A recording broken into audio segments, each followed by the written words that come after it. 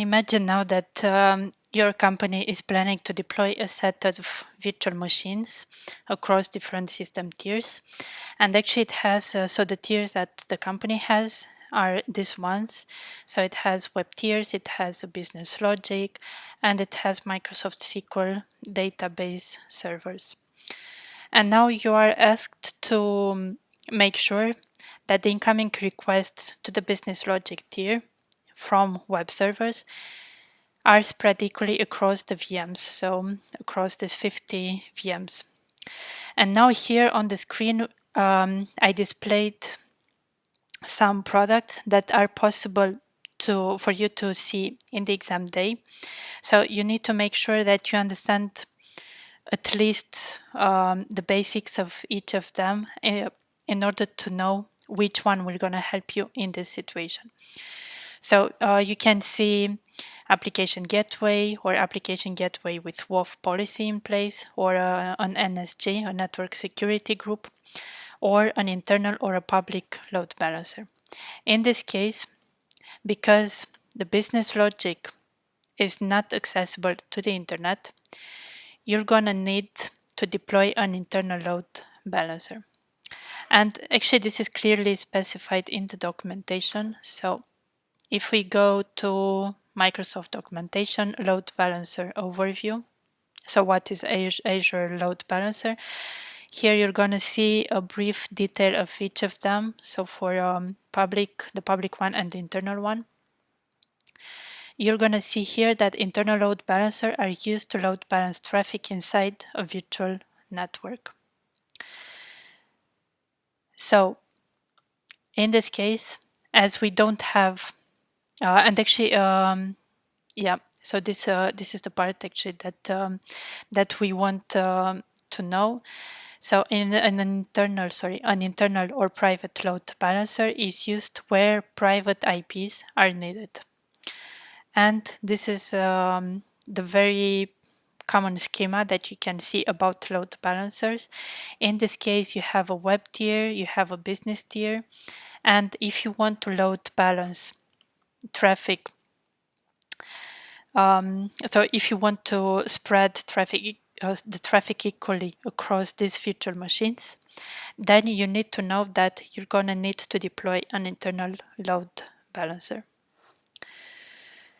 Now for the second example, so if we go back here, you can be asked to, so for all web servers, all your web servers should be protected from SQL injections.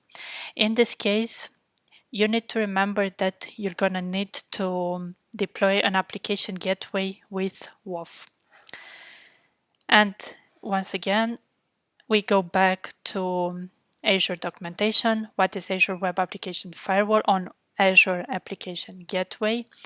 And here it's actually just the first phrase where they say that WAF provides centralized protection of your web applications from common exploits and vulnerabilities.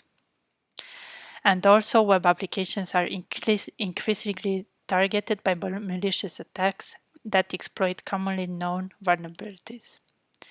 And actually what we need to know is this one: SQL injections and cross-site scripting are among the most common attacks. So you also have an example here,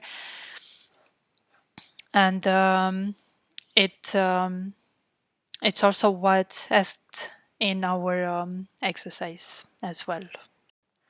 Now we have a company that has a virtual network, which is defined in Azure, of course, and it has a default subnet that contains two virtual machines, 1 and 2, and you are required to inspect all traffic between these virtual machines for a particular duration. It can be 1 hour, it can be 3 hours, actually it doesn't really matter. And you are requested to propose a solution in order to do this. Now at the exam, you can see different answers that they propose. But what you have to know is that in order to inspect all traffic between the virtual machines, you'll have to run a packet capture on Azure Network Watcher. And I'm going to show you in a minute the documentation so that you can understand better. But before that, I want to highlight two possible answers that you might see. And just remember that this is not the correct, these are not the correct ones.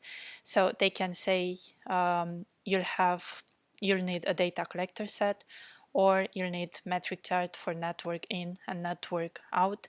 I think they are both misleading. So you might be tempted to say, okay, maybe I need the networking metric, I mean the metric chart for networking and network out, sorry.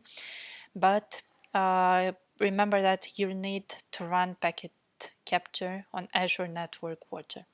And for that, if we go to documentation, I'll put in the description the link. So if you go to Network Watcher Packet Capture Overview, you're gonna see the answer in the first sentence. So Network Watcher, I'm not gonna read everything, but you can see here allows you to create packet capture sessions to track traffic to and from a virtual machine.